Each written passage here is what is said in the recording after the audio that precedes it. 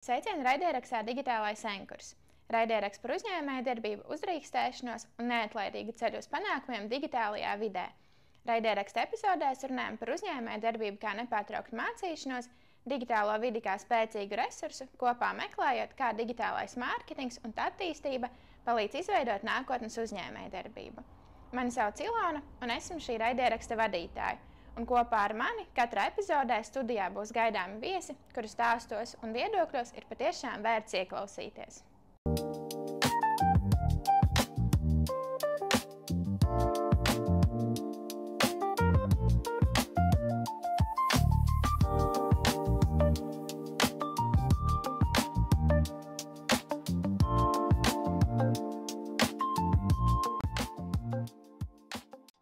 Sveicieni raidieraksta 3. epizodē Biznesa kā nepārtraukta mācīšanās.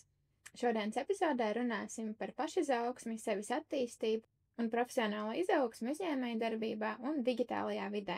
Šodien sarunā uzņēmējs Sandrs Magona. Sveiks, Sandri! Sveiki, Ilona! Un digitālā satura veidotājs Rolands Juris Zivins. Sveiks, Roland! Sveiki! Ļoti liels prieks, ka arī 3. epizodē esam kuplākā lokā. Kā jūs jūtaties šodien? Ļoti labi. Arī labi. Tad jau Nebūtu tikpat labi. brīnišķīgi. Tad jau ķersimies klāt sarunām. Pirms mēs pārējām pie jautājumiem, vēlamies pateikt lielu paldies Jānis Buševits vides dizaina studijai par iespēju tādā estētiskā vidē ierakstīt mūsu raidierakstu. Savu darbību jūs iesākāt ļoti jaunā vecumā, un daudziem arī peļņu nesošu uzņēmējdarbību prasa vairākus mēģinājumus, vairākus gadus, un arī turklāt 10 gadus atpakaļ sociālajie mēdīji neieņēma vēl tik būtisku lomu cilvēku ikdienā kā pašlaik. Un tad, Sandra, sāksim ar tevi, un tad uzsākot uzņēmējdarbību, kādas prasmes tev bija jāapgūst pašam, un tad kā arī tā IT nozara lika tev augt? Tā kā es jau vienā no raidierakstiem minēju, tad sākumā tas ir viss. Tu esi uzņēmējs, tu esi grāmatvedis, tu esi likumpārzinātājs, tu esi jurists, un mēs tā varam to visu saukt un turpināt. Īpaši, ka tu esi šajā startup bāzē, un tā kā mums tas stāsts ir sācies ar šiem te 10 eiro kabatā, jā, būtībā ar 0 investīcijām, 0 investoriem, viss tāds paša. To 10 eiro kapitālu, tad, jā, man bija jāapgūst pilnīgi viss, es teiktu. Bet tas man iedeva baigot tādu pievienotā vērtību, man liekas, kā mēs vienā no pēdējiem arī runājām, kad es spēju pēc tam attiecīgi komandai deliģēt, un saprotams, labi, grāmatu es nedeliģēju, grāmatas man deliģēja, jā, bet kaut kāds, jā, lietas es spēju parādīt, es spēju izstāstīt, un, man liekas, man tas nesagādāja nekādas problēmas, jo man visu laiku ir jābūt, kā es saku, tonusā, man ir jāmācās, man ir jāapgūst kaut kas jauns, un tur es jūtos kā zivs ūdenī. Es nebaidos mācīties, un es nebaidos teikt to, ka, lai vai kāda, varbūt man šobrīd ir jau tā pieredze, kas nav maza, bet arī nav milzīga, es mācos. Tāpat kā studenti pie manīm nāk mācīties, tā arī pats es mācos. Un tā, man liekas, mēs tikai varam iet uz priekšu. Bet, ja ir bailes mācīties, tad sorry, uzņēmējdarbība nav tā. Un tad, Roland, lai kļūtu par digitālā satura veidotāju, nostiprinātos sociālajos mēdījos, kādas prasmes tev bija jāattīst un kā sociālajā mēdīja lika tev augt tālāk?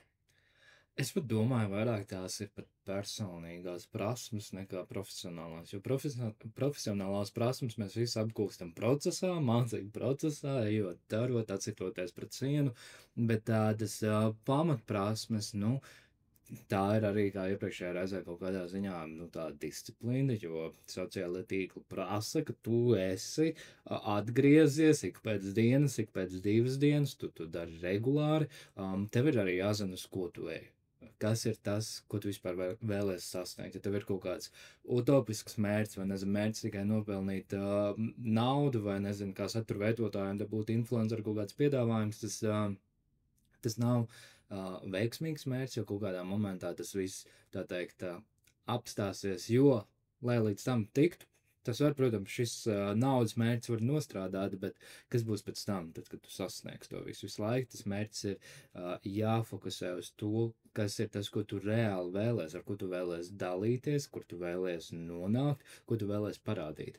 Un vēl viena lieta, kas ir jāsaprot, ir jābūt pacietīgam. Tas arī tavā gadījumā tas nenotiek ātri, tas nenotiek viegli, un sākumā vispār tev ir jāiegulda enerģijas, laika, zināšana, kontakta, anormāli daudz resursu. Tev ir bez mazliet tā kā zupas katlā tikai jāmet iekšā.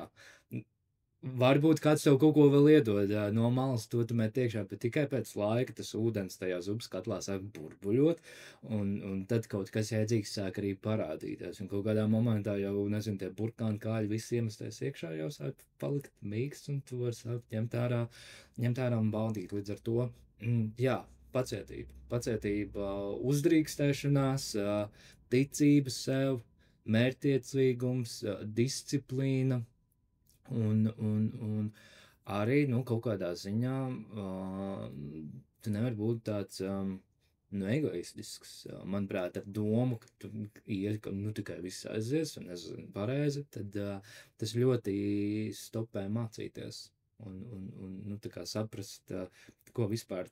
Viens ir tas, ko tu vari dot, otrs ir tas, ko cilvēki no tevis sagaida. Līdz ar to tur var arī izveidoties kaut kāds konflikts, tā teikt. Īpaši uzņēmējdarbības vidē, manuprāt. Es tieši vienā epizodē Silonai stāstīju, kad man ir bijusi saskarsme ar uzņēmēju, kuram tas ego ir ļoti augstā līmenī, un es pieļauju, ka viņš noteikti nemācās ikdienā un neattīstās, jo tā kā stāstīju, kad mums noteikti tā ēpas kampaņa izsūtne, jā, un arī vienam citam jaunietim es arī turpat ar stāstīju, jau bija tā, kad man tā atbilde atnāk, tik pamācoši, kāpēc es viņu uz jūs neuzrunāju, kāpēc uzrunāju uz tu, un kas mēs esam sūdus kopā metuši, ja, un tad man likās tā kā, kur tev tas ego, tā kā, pieņem, mācies, ej tam laikam līdzi, kad gan sociālā, tā digitālā vide, pareizāk sakot, mūs, tā kā, mēs satuvenamies, jā, jo, mēs redzam to cilvēku, tie paši storiju, rīli, bildes, jā, mums izveidojas kaut kāda, tas, kā es saku, tāds nezināmais connections, tā nezināmā tā saskarsmība, tā, kā es mēdzu teikt studentiem, tas noteikti, būtībā organiski tu rezonē ar šo te cilvēku, jā, un tas, pieņemsim, tie cilvēki, kam es sekoju, jā, kaut kādā ziņā man ir kaut kāda, šī te renozanse, kad... Kaut kāda emocionālā saiknes. Jā, kad es piekrītu kaut kādām lietām, un es saprotu, ka cilvēks zina vairāk kaut kādā tajā sektorā, ko es nepārzinu, un man atkal ir noderīgi skatīties, sekot, mācīties, bet ja tev tas ego ir tāda augstā līmenī, tad tev tāds, es jau tā labākais, es visu zinu, un kā Nolans teica, tu vienkārši nemācies, tu vienkārši paliec un stagnē.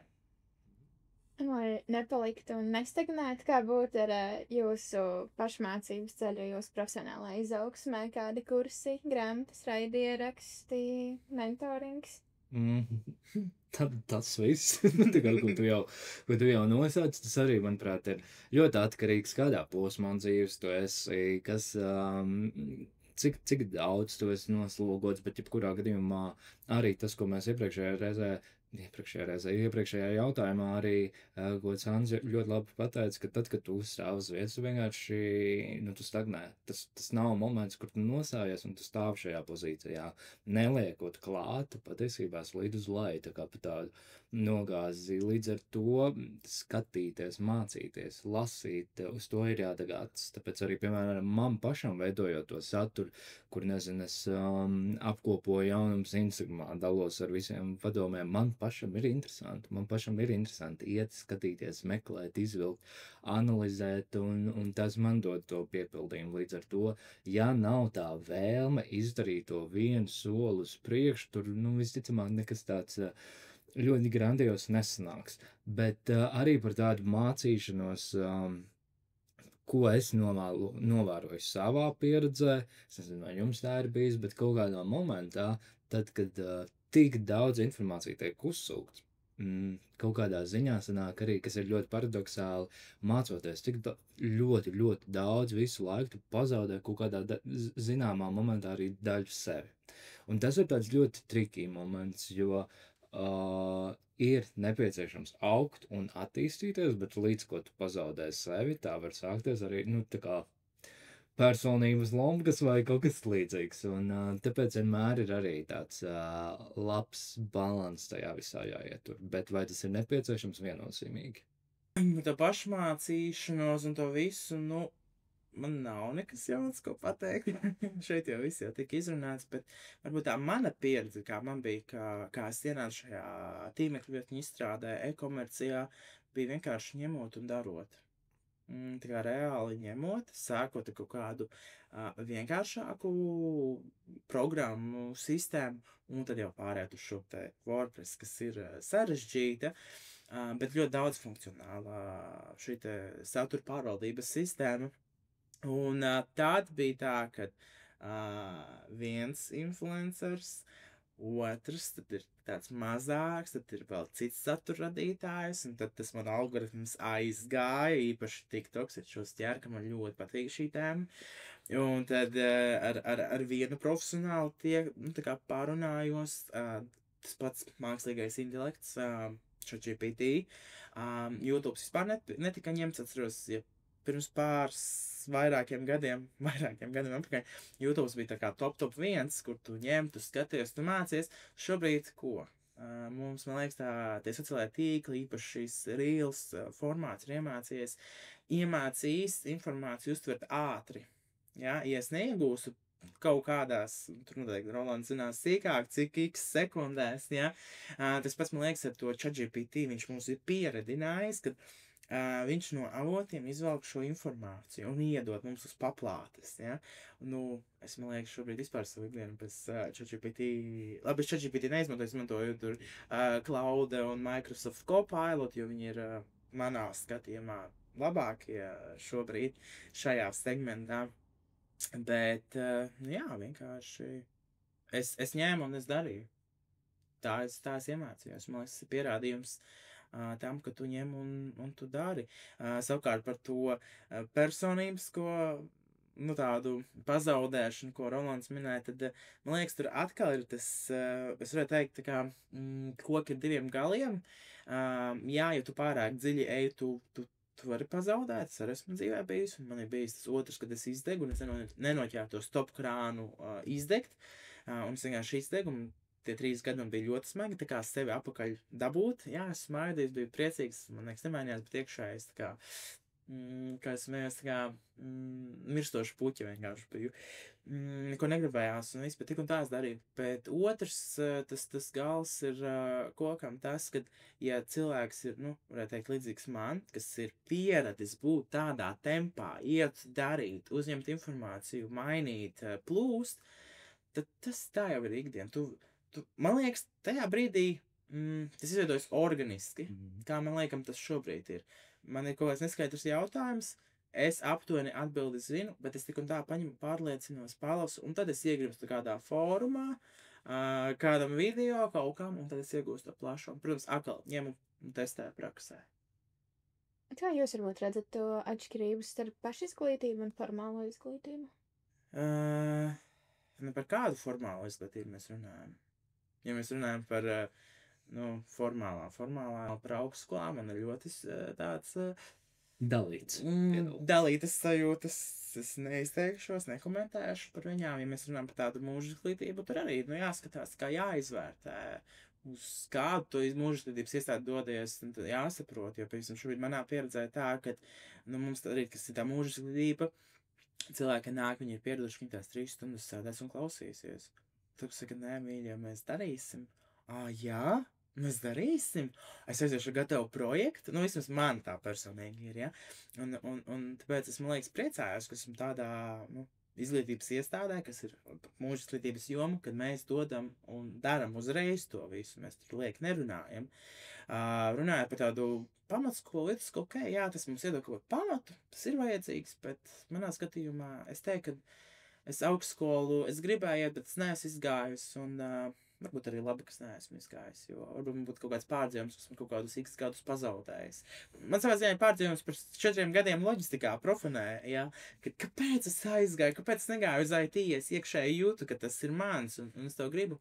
Tāpēc, jā, nu es vairāk esmu par, ja mēs runājam par formālu izglītību, tad noteikti mūža izglītība, viennozīmīgi, bet atkal atrast mācību iestādi, kas tiešām tev iedod to, kas tev vajadzīgs šodienai un nākotnē, un tu tiešām praktiski darbojies, nevis 3 stundas klausies un pieraksti, un tād pēc mācībām kaut ko sāc darīt. Nu, tā nav. Īpaši manā sfērā. Ir iespējams sfēras, jā, nu, kur varbūt ar to pietiek. Ar to ir ok. Jā, ja mēs runājam par medicīnu, juridiska izglītība, jā, nu, tur augstskola ir vajadzīga, tas neapšaubām, jā. Bet, nu, sociālo tīklu menedžments vai PR iet un augstskolā, es nezinu, vai 4 gadus ir vērts pavadīt, jo manā pieredzē, jā, tur neko vērtīgi neiegūst. No cilvēkiem, ko cilvēks stāsta. Bet, un ja runājam par tādu pašmācību, tad noteikti tur tu daudz ātrākā ciklā. Es varētu teikt, ka tā mūžības, tas tā iešana, darīšana jau ir tas pašmācība, un tu vienkārši kļūst un mācies. Galvenais, laikam, arī tiešām saprast pašam, kas tev patīk, kas tev iet pie sirds, ko tu vēlēsi darīt, un to tur apgūst, nekā tik tiešām iet mācīties tikai kaut kādu keksīšu pēc un sēdēt, un cik forši, ka mums tur tiešām kaut ko stāst, pašiem nav nekas jādara, tā kā vienkārši nedarīs. Nu, šobrīd man pieņemsim tā, ka šobrīd briestu ietu mācīties noteikti profesionāla līmenī un augstākā izglītībā par kiberdrošību, bet tas nebūs šeit Latvijā, ja? Tas šobrīd pamatus es likšu caur Google akadēmiju, kad es mācos apgūstu, noteikti ir plānā doties, lai to lielo certifikātu iegūtu, ka manam parakstam ir nozīme, ja doties uz Dublinu projām uz pusotru gadu un mācīties tur augstākajā izglītībā, ja, iegūt tādu to augstāko izglītību ārzemēs, ja, stažēties, bet tas laikam lielākais, jā, tomēr es piekrītu tam, ka mācīties pašam, tas ir daudz vērtīgāk, jo tu zini jautājumu, tu uzdod to jautājumu, un tu iegūsti. Man liekas, mums digitālajā pasaulē un Google un AI un blogi un raksti un uzņēmumi, kas dalās un raksta, ir tik ļoti daudz, ka tur jau, ko mēs runājām iepriekš, vajag filtrāciju, lai izfiltrētu. Jā. Tā informācija ir daudz. Nu, manuprāt, tas, kas vienkārši atšķir, ir, ja formālo no tādas neformālākas izglītības ir, ka neformālā izglītībā tā ir 100% tavu pašu iniciatīva.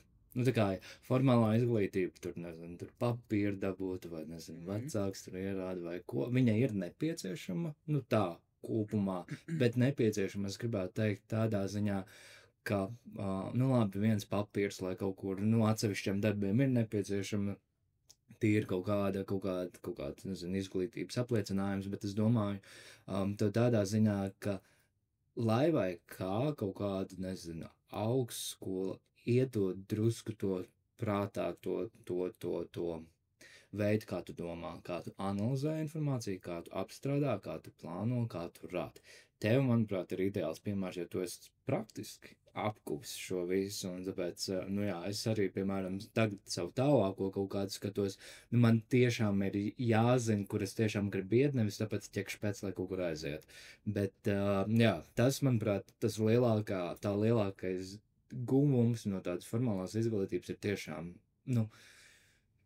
ļoti retos gadījumos, gan tavā gadījumā, tu esi apgūst to pašmācības ceļā, bet ja mēs salīdzinām cilvēku, kuram ir izglītība un kuram nav izglītība, to tomēr var just, kā skatās, kā tver apkārt un domā.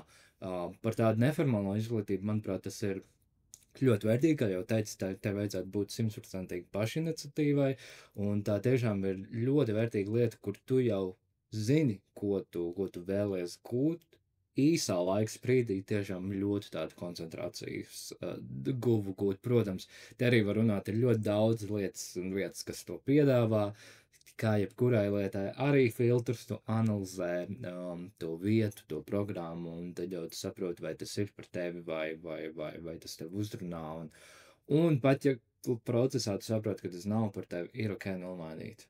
Tā kā tādā ziņā, tāpēc laiks nav jātērē tikai tāpēc, lai būtu kaut kādi ķekši, laika ir vērts tērēt, ja tu kaut ko jaunu iegūst. Un paturpināt tad par teoriju un praktiskajām zināšanām, praktisko pieredzi, tad vai tavs skatījums uzņēmēja darbības vidi ir mainījies, kad apgūtās zināšanas nācās likt praksē?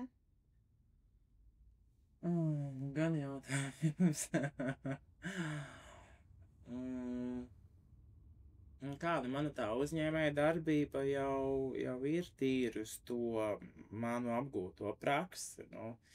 Man ikdienā, man nekas nemainās. Jā, tie pamati, ko esmu apguvis, jā, tie ir pamati, bet katru dienu, kas man nāk kaut kas jauns, un es tikai priecājos par to. Tāpēc varbūt arī esmu šajā sektorā, kur vienkārši tā kā nepārspīlējot, un tiešām katru dienu kaut kas mainās, un tu katru dienu arī, nu, tā kā saproti, iemācies kaut ko jaunu, un tas pats arī uzņēmē darbībā, jā. Ja tu šodien nezini par to, vai tev vajag būt kaut kādā īpašā, tur nezinu, paņemsim, par nodokļiem runājot, ja kaut kādā īpašā režīmā, vai tev nevajag būt, ja. Paņemsim, šodien es uzzinu, ka man īstenībā vajag būt, jo es tur iepērku no Eiropas.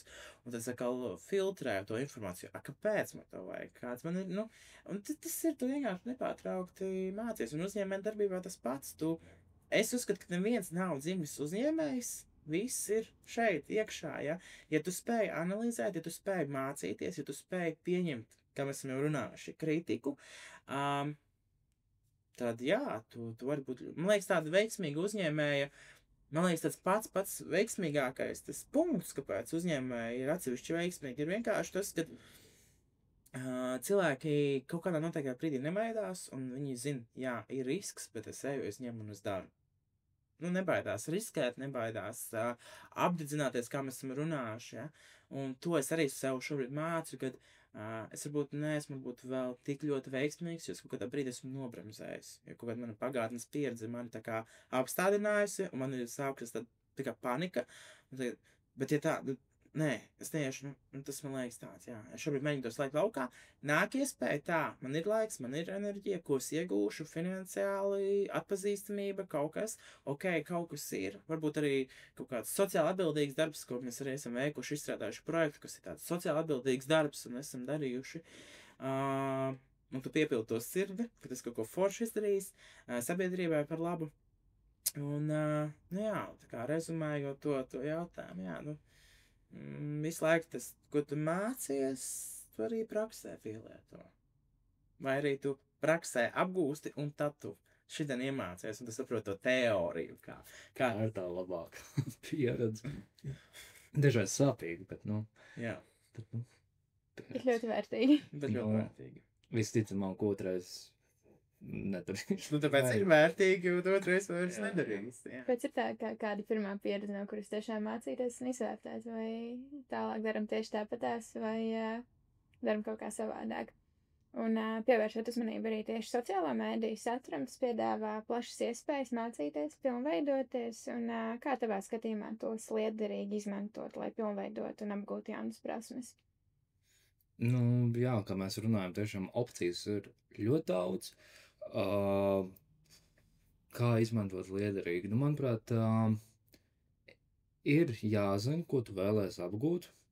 Ja tu vēlēsi darīt kaut ko vairāk, kā vienkārši, tā teikt, atpūsties caur sociālajiem tīkliem. Tu, protams, var darīt, bet ja tā doma ir tiešām viņas patērēt tā teikt loģiskāk un apzinātāk, tad, nu jā, tad man šeit tepat nav kaut kāda ierobežojuma. Tu sākot meklēt informāciju, īpaši tajos pašos sociālos tīklos, nezinu, TikTok, Instagram, ir tik daudz dažādi labi eksperti ar cilvēkiem, kur ir savā jomā, kur dalās ar ļoti vērtīgu informāciju, un turpat to informāciju ir ļoti daudz ko uzsūkt, bet izvēlēs to, ar kuru tev saskan tā kaut kāda ziņā enerģija, vērtības, patīk, kā šis satura veidotājs pasniedz to visu un uz priekšu. Nu, tā kā vienmēr, protams, ir jāapzinās, ka viss mainīsies. Arī sociālos tīklos tur būs visu kaut kādas pārmaiņas, tāpēc vienmēr ir vērtīgi turēt tā kā rokas pulsu, kas notiek tajā nozarē.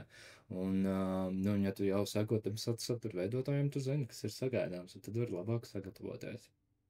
Tā. Apskatoties no uzņēmējdarbības viedokļa, kur arī uzņēmumiem ir svarīgi attīstīties, sekot līdz tendencēm sociālajos mēdījos. Kā tavā skatījumā digitālā satura veidotāji, influenceri un digitālā satura izmantošana uzņēmējdarbībā var kļūt par jaunu rīku pieeja atrašanai produktu vai pakalpojumu attīstībā? Viņš jau ir, un šeit, jā, tie apzinīgākie uzņēmēji, viņi jau to dara. Influencer marketings, par ko es arī vadu lekcijas, jau ir, viņš ir viens no komunikācijas kanāliem, ar ko zīmols var nodot savu ziņu, un viņš ir ļoti labs, ja tu spēj pats ar kādu citu palīdzību tiešām atrast to īsto pieeju, īsto satura veidotāju. Viņš ir daudz izdevīgāks ar kaut kādu, nezinu, ar tiem pašiem 10,000 eiro vai pat 1,000 eiro tu var sasniegt daudz lielāku un veiksmīgāku savu potenciālo mērķu auditoriju nekā tad, ja tu iegūtu, nezinu, drukātajā presē kaut kādās outdoor reklāmās, kas šķiet tā teikt daudz tukšāks. Līdz ar to tas ir lielisks instruments, kā ne tikai parādīt savu produktu, bet arī veidot savu zīmolu lojalitāti, atrast satura veidotājus, ar kuriem vērtības saskan. Viss iespējas, vai zīmolam vajadzētu būt digitālajā vidē arī. Te var būt pats labākais piedāvājums par visizdevīgāko cenu, bet ja tu viņu nekur neparādi, ja tu viņu nekur nereklamē, tad neviens par to nezina. Līdz ar to tāpēc arī, un šī ir atbildes to, kāpēc ir jāmaksā cilvēkiem, kuri nodarbojas ar satura veidošanu, filmēšanu un apstrādi.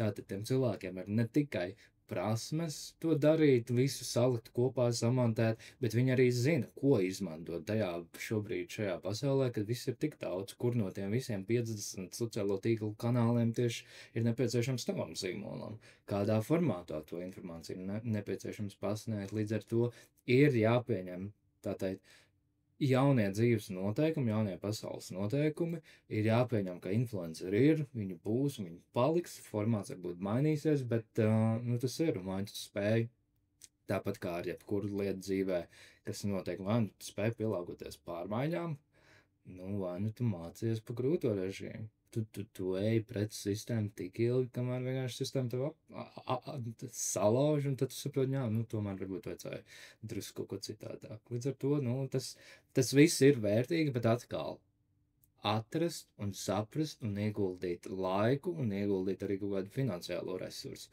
Jo nekas tāpat mūsdienās, nekas vairs pa baltu velti nenotiek. Tā. Kā tu, Sandra, kā uzņēmējs raugies uz sociālo tīklu mārketingu? Tūlīt būs pretī Rolandam. Punkti. Bet, nebūs pretī. Es tur pilnīgi piekrītu. Un, protams, jā, mana varbūt tā problēma, kas teica vienā no raidierakstiem, kad esmu apzinājies tā kā mārketinga aģentūru un tā, ka varbūt vienkārši es neieslēdzu pareizo filtru un es neizfiltrēju caur šo piedāvājumu. To ir pareizo, bija kaut kāds izmisums un skrējiens un ņem un slēdz un viss, beigās nekā. Bet es domāju, ja es būtu ieslēdzis filtru un es būtu varbūt pasakojis, būtu uzmanīgāks, es noteikti būtu atradis kaut kādas citas iespējas. Un es raugos uz to, kad, kā es pārstāvu arī, tīmekļu vietņu izstrādes, arī viens no mārketinga kanāliem, viens no tādiem avotiem. Un es uzskatu, ka ir vajadzība ir vajadzība meklēt palīdzību pie profesionāļiem, šajā gadījumā pie Rolanda, jautājumā par influenceriem, jo influenceri ir daudz, un man ļoti patīk, kā Sindija pateica savā podkāstā, ka ne jau influenceris sevi ieceļ par influenceri, bet mēs publika, mēs tie sekotāji, mēs tie skatītāji, reku tur influenceris tāds, influencera tāda vai šāda, ka mēs jau sabiedrība pati, un ko mēs tur tā kā, un es, kad satieku uzņēmējs, šitie influenceri, es domāju, bet tā kā, ko tur raudi, ko tu čīkst, tā kā, kas tev liedz iet mācīties, izprast to visu, kā to saturu veidot, kā viņu montēt, un vēl ļoti daudz dažādas lietas, ko mēs īstenībā uzņēmēji nezinām, ko zina šie cilvēki. Un uzņēmējiem ir tā problēma, kad viņi nespēja novērtēt cita darbu, bet savu prasīs 10 reizes vairāk, ja? Un ja tu viņam pateiksi, kāpēc tu prasi tik daudz, tādu lekciju klausīsies, ja? Nu, un šeit ir tā runa par šiem cilvēkiem, par, nu, satura radītājiem, kas rada saturu, kas māk to darīt. Un, lai šis cilvēks iegūtu auditoriju, es ļoti atvainojos, cik viņam ir laiks jāiegūda. Man liekas, mans Instagrams, es esmu šobrīd laimīgs, jā, man tur ir 900 ar kaut ko, un man katru dienu tur tā kā viens pienāk, un es nevaru tam, un tas nokrīt zem 900, bet tie man bijuši gadi. Jā, es varbūt to neesmu tendējies, jā, bet kaut kā pēdējie 2-3 gadi būnu tajā uzņēmējdarbībā, braucot, apmeklējot kaut kādus networking pasākums un kaut ko, nu, tie cilvēki jau man ir piesakojuši, jo es viņam tajā brīdī esmu rezonējis, esmu paticis kā cilvēks, kā cilvēks, ja? Un tāpēc es gribu aicināt uzņēmējus, jūs varat man nepiekrist, jūs varat Rolandam nepiekrist, bet es piekrītu tam, ka ir jābūt foršam, kvalitīvam šim digitālajam saturam, jāizmanto visas iespējas, visi rīki, ne tikai e-pasts, tur mājaslapa, zvanu centrs, un man liekas, es gribētu pat teikt, ka īstenībā varbūt pat influencers varētu vairāk atnest, ja mēs runājam par tādu preču pārdošanu. Uz pakalpojumiem arī, jā, bet vienkārši tur jau ir atkarīgs atkal no pārdošanas, bet tieši uz precēm, jā, kad ir šīs referālie linki vai tie kodi, caur kuriem tad šis influencers saņem šo te komisiju, tad tu vari, man liekas, vairāk pārdot nekā, ka tu sūti ēpastus, tērē naudu, un tur kāds zvana, gribat manus tur vitamīnus, jā? Varbūt influencers, kas ir tajā jomā, viņš darbojas, viņš pastāsta, viņš pārbauda, viņš tiešām padalās to, ka jā, ir forši. Manā skatījumā, un es 100% piekrītu tam, ka tu kā uzņēmējs iegūsi vairāk. Tas pats uz pakalpojumiem.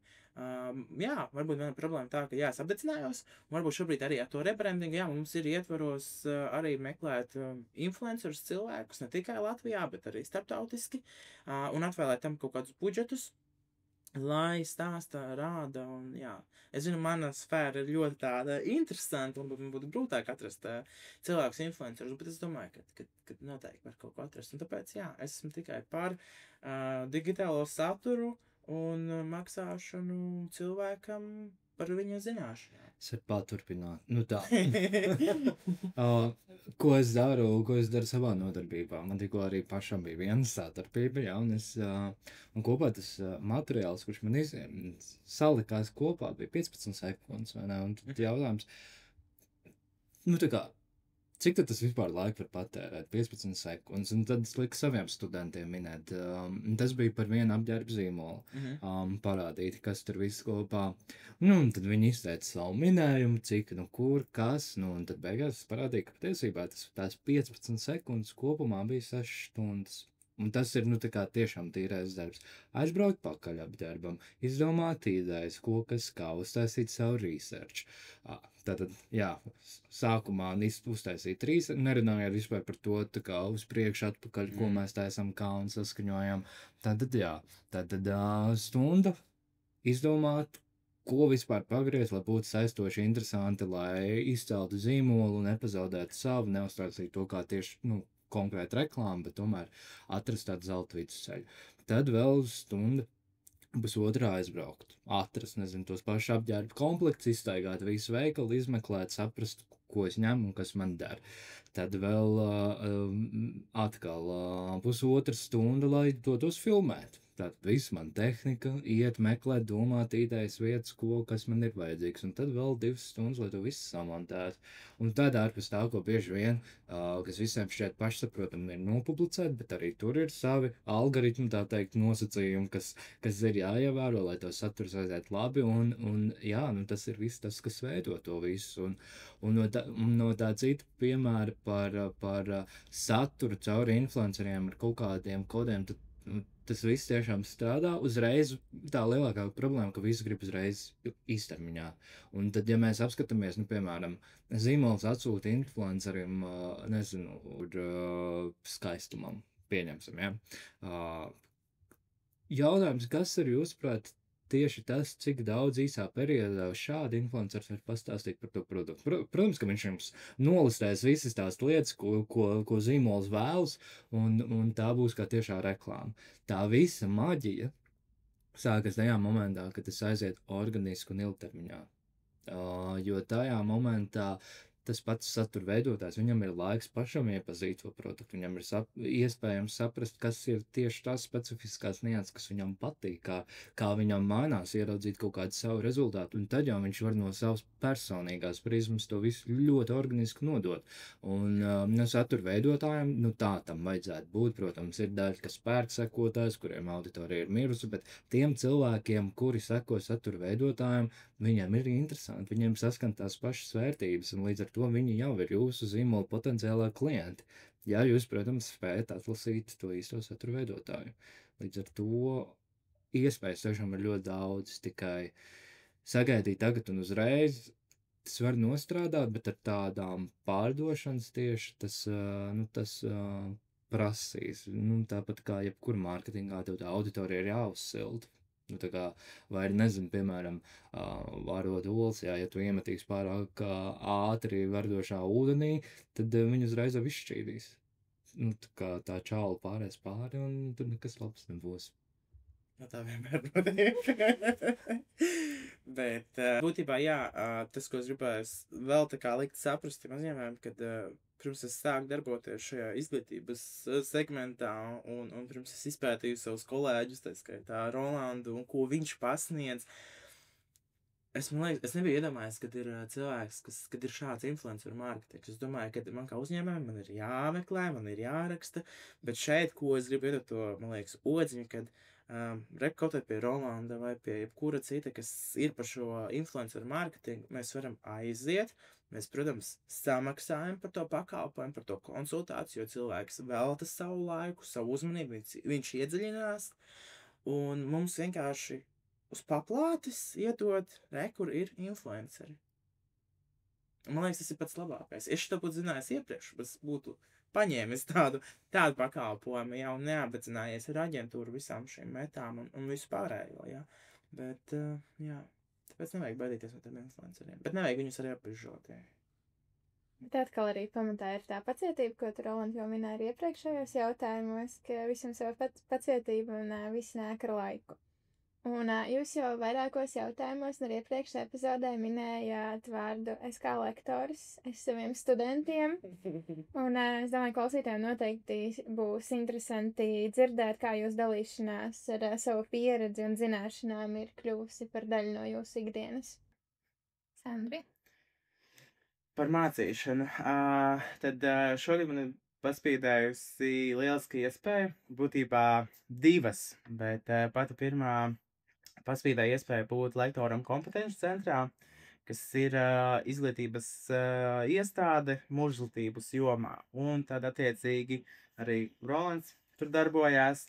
Tad mēs ikdienā būtībā darbojamies ar uzņēmējiem, pašumdarbinātām personām, un arī rudens sezonā ir arī šie te, man nepatīk pieminēt to vārdu bezdarbnieki, man liekas, viņš tāds ļoti tāds, nepiemērots, bet, tā arī ir, un ir šie bezdarbnieki, un mēs mācam, un arī tur es ar savām zināšanām dalos, apmācu šos uzņēmējus.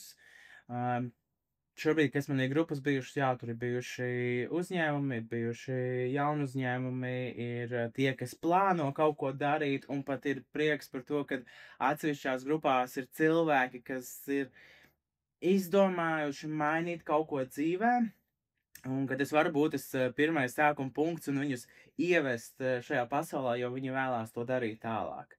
Tā kā, jā, un otrs ir biznesa vadības koledža, tur es palīdzēju ar programmas izstrādi, kultūras pasākumu un sporta pasākumu organizēšanas jomā tieši IT jautājumā, kā izveidot būtībā vietni, kurā var tirgot šo pasākumu biedrs, organizēt un iekšēji komunicēt. Tāda ir mana pieredze ar šo izglītības jautājumu. Ļoti daudz pasīkļot, un Rom, kā ir tavu pieredzi? Jā, kā jau Sandrs minēja, kompetenci centrs, stāstu, dalos savā pieredzē par sociālo tīklu mārketingu, bet tāpat laikā, jā, man sanāk, ka ik pa laikam man kāds tomēr arī uzaicina atnāk un pastāstīt vai nu par Instagram, vai nu par satura veidošanu, Un tā pieredze bijusi diezgan dažāda. Man ir sanācis gan individuāli pakonsultēt jauno satura veidotājus, uzņēmējus, gan arī pastāstīt plašākai tādai auditorijas grupai. Nu, piemēram, es tagad arī došos uz cēsim stāstīšu nevalstiskā sektora darbiniekam, kā izmantot digitālos risinājumus, pieķert klāt mākslīgo intelektu, lai tad veidot to saturu. Līdz ar to, jā, tā ir tāda interesanta sajūta pašam, ka laikam tā apziņa, ka te jau laikam kaut ko es saprotu, bet var padalīties ar citiem. Tāpat laikā es to vienmēr skatos uz kā tādu lielisku iespēju ne tikai varbūt padalīties citiem ar to, ko es esmu iepazinis, bet tāpat laikā arī no citiem uzzināt, kas ir tas, kas cilvēkiem saista, kas interesē. Vienmēr es pēc katras novadītās lekcijas izēju ārā vai no virtuālā kabineta, vai no fiziskās tās lekciju vietas ar kaut kādām jaunām atziņām pašām, kas mēs paskatīties uz to, ko es vēl varētu papildināt, kas bija tas, kas man, kāda pieredze man patika, vai kāds jautājums, kas man patika no tiem, kas man tika uzdots. Un tā, manuprāt, ir tāda apusēja saspēle, jebkurā situācijā, neskatoties, kurš ko stāst. Līdz ar to tajā momentā tā izaugsme un mācīšanās ir apusēja, un tas, manuprāt, ir ļoti, ļoti foršs moments. Jā, tas piekrīt, jo mēs arī no studentiem daudz ko varam mācīties, jo man liekas, tā kā mums šajā kompetenci centrā nāk ļoti daudz dažādu cilvēki, kas ir lielāki, mazāki uzņēmēji, kas sāks kaut ko darīt. Ir bijis tā, kad kaut kādā brīdī šie cilvēki arī pieseko, nu, tā kā man sociālais tīklos, jo laikam es tā kā rezonēju ar viņiem patīku es kā cilvēks, un tad es ieraugu to uzņēmumu, un tagad spilgtākais, kas man ir viena studente, un viņai ir šis te bizness. Un es skatos, ka arī mūsu kolēģe Katrīna, kas pasniedz grafisko dizainu, arī viņa ir iesaistījusies šī uzņēmuma darbā. Viņa ir izveidojusi šos dizainus tur kārtiņām, uzlīmītēm un visu. Un tad man tāda patīkama sajūta, wow, ka tam cilvēkam patīk, un kad mēs esam tā kā vairāki cilvēki, kas ir iedevuši kaut kādu savu pienesumu, un šis zīmols un tas uzņēmums, ja patreizējais zīmols, viņš būtībā aug. Kā prieks par to, jā. Izklausās tiešām ļoti, ļoti iedvesmoti, un par tādiem jauniem cilvēkiem mums Latvijā ir ļoti, ļoti jāupojas. Un tad šajā epizodē runājām arī par to, kā mācīšanās, pilnveidošanās un digitālā vide ietekmē izaugsmi, un kādu varbūt vienu atziņu vai pieeju jūs ieteikt tik vienam, kas vēlas augt gan personīgi, gan arī savā biznesā. Roland? Es teiktu vienkārši darīt. Nu, tā kā darīt, mācīties. Mēs jau arī runājam, ka momentā, tad, kad mēs apstājamies, mēs nevis stāvam uz vietas, bet ejam atpakaļgaitā. Līdz ar to man šeit sentimentāli, bet man šeit dzīve vispār ir tāds viens liels mācīšanās process, un katrā periodā ir iespējams iegūt vai paskatīties no kaut kādas citas perspektīvas, kaut ko apgūt. Līdz ar to nebaidīties no tā, nebaidīties uzdot jautājumus, nebaidīties kļūdīties, neklausīties tajos, kas varbūt spiež pie zemes, īpaši kā arī mēs runājam, ja tie ir cilvēki, kuri tajā konkrētajā jomā nemaz nav tik zinoši. Līdz ar to, jā, nu, skatīties uz visu kā uz iespēju. Un man šķiet, tad, kad kaut ko sāk darīt, vismaz es pēc sevis pašu zinu, tad parādās tāds azarts, vēlme izmēģināt kaut ko jaunu, un pat tajās kļūdās, tad, kad, nezinu, kaut ko sanāk apsvilināties, protams, bez kaut kādiem maziem pārdzīvojumiem neizpalikt, bet tāpat laikā tas ir tāds, labi, tad es apgūšu šo, nākamreiz tā nedarīšu, tagad es zinu vēl kaut kādu citu veidu, kā es kaut ko varu saprast, vai mēģināt nonākt līdz tam mērķim. Līdz ar to, jā, iet uz priekšu. Ļoti atzinīgi, un Sandra? Nu, tur jau visu pateica, bet varbūt no manas puses tāds, ko esmu sevī novērojis, kad ir vajadzīga tomēr tā mērķtiecība. Jo bez tās mērķtiecības un bez tādas apņemšanās un bez tiem kā es saku, amerikāņu kalniņiem, kas ir visur un katram un jebkurā profesijā, vai tu darbojies, strādā kaut kur, vai tu esi uzņēmējs, tas ir visiem visur. Tas nemaina ne tavu darba kaut kādu lauciņu, ne amatu, neko visiem mums ir tāds. Un ir ļoti svarīgi tajā zemākajā punktā, ko lielākā daļa izdara, viņi padodās, viņi atmet to ideju, viņi viņu nomet malā un mēģina kaut ko jaunu, un tad ir 100 vai 10 tūkstoši kaut kādas idejas, kas ir iesāktas, bet pamestas, un tā darot, tu nekur nenokļūsi. Tā, man liekas, tā mana atziņa. Es esmu pats gājis tam cauri, tas ir ļoti smags periods, un es, man liekas, jau gaidu, jau var atlastām rokām jau to nākamo etapu, jo tas izmaina, viņš liek tev pārkāpt tai problēmai pāri, viņš pamaina gan tevi kā cilvēku, gan tavu uztveri, gan tavu domāšanu. Un tās, laikam, jā, tās būtu tādas divas lietas, ko es gribētu pielikt klāt, jā, šī te mērķtiecība un tāda drosme nepadoties. Man ļoti patīk, jo es pats arī tā ir lieta, ko es esmu tā teikt sapratis, ir pieņemt to, ka tas ir tāds aburtais loks, vienā momentā tev šķiet, oh, wow, viss man notiek, visus, tu varbūt ne visas esmu sasniedzis, bet, tā kā ir tas, kā saka, kā pa sviestu iet. Un pieņemt to, ka kaut kādā momentā būs, es teiktu, lūzums, vienkārši tas cikls noslēgsies, un tad ar jauno ciklu būs tās sevi, bācis, neko nesaprot, nekas nenotiek, man ir tagad jāmācas, vienīgais muļs esmu, un tad atkal tu apaudza, apviļājies ar tām jaunām pieredzēm, prasmēm, un tu atkal nonāc. Un vienkārši tā ir tā lieta, kas ir jāpieņem, ka tas tā kā vienmēr būs tāds aburtais loks. Jā, tu tā smuki pateici, cikls, tāds cikla daļa, bet jā, daudz jau mums tā kā zina to, ka viņi to uztur kā problēmu, lai gan tur īstenībā problēmas nav. Tas vienkārši parāda to, ka tev ir, kā teici, kaut kas jāapgūst, lai tu ietu tālāk, jā. Un vēl trešā lieta, ko es tagad runājot, diskutējot, atcerējos, ir neklausīties cilvēkos vai līdzcilvēkos, kuri īsti dzīvē neko nedara, bet viņiem vienmēr ir viedoklis. Viedoklis kritiku ir forši uzņemt, un man arī kādreiz bija problēmas ar kritikas uzņemšanu, bet tagad esmu iemācījies, un šobrīd, man liekas, arī ar Elīnu mēs esam no Kompetenci runājuši. Man ļoti patīk tā viņas ideja. Jā, viņa uzņem katru kritiku, bet kaut kādā, vienā brīdī viņa vienkārši izfiltrē, vai šī ir reāla kritika, vai tas ir vienkārši kaut kāds iestarpināts teikums, kaut kāds gribēja iestarpināt, jā. Tā kā, jā, jo es vienkārši esmu izgājis pats ļoti smagi cauri tam, kad ļoti tuvs loks rāda ģimene, draugi neticēja, un tagad ir tas pretējais, kad es tik un tā nepadevos. Es pat atteicos, man liekas, no visiem tiem cilvēkiem, līdz cilvēkiem, kas man tajā brīdī bija, jo es gāju uz to vienu mērķi. Un šobrīd atkal tie cilvēki, kas man ir blakus, viņi pavisam savādāk. Tie ir atkal uzņēmēji, gan vietēji, gan Eiropas līmenī, kas atkal, kas laikam uzraksta katru nedēļu LinkedInā, hei, kā klājas, kas jauns, kas notiek, un tad veidojas tāda jauna draugu un paziņu tas lokus. Tā kā tie tādā, negribu teikt pareizā vidē, bet, tajā savā vidē, jā, vidē, kur visi ir gājuši tam cauri, visi ir šajā dzīves ciklā, un visi saprot, tā kā tu teici, kad ir tas loks aburtais, un jā, kā tā. Tiešām ļoti, ļoti vērtīgas atziņas, un es domāju, ka ik viens ieklausīsies un arī paņems sev līdzi maz drusciņu atziņas.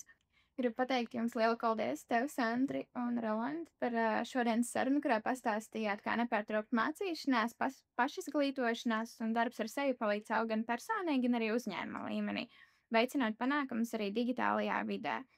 Klausītāji, paldies, ka klausījāties 3. epizodi digitālais Ankurs raidierakstam, sekojiet līdzi, lai dzirdētu arī nākamās epizodes, jo jau nākamajā epizodē Sandrs pastāstīs, kā drosme un mērķtiecība idejas pārvērš reālos pakalpojumos un aizved pie pirmajiem klientiem. Klausītāji, lai šodien dzirdētais kļūst par nelielu iedrošinājumu sākt savu ceļu un atcerieties, ka katram no mums ir savs ankurs, kas palīdz noturēties un būt lielajam sākuma punktam. Ar jums kopā biju es, Ilona, Sandris, Rolands, un tad tiekamies nākamajās epizodēs. Atā! Atā! Tā!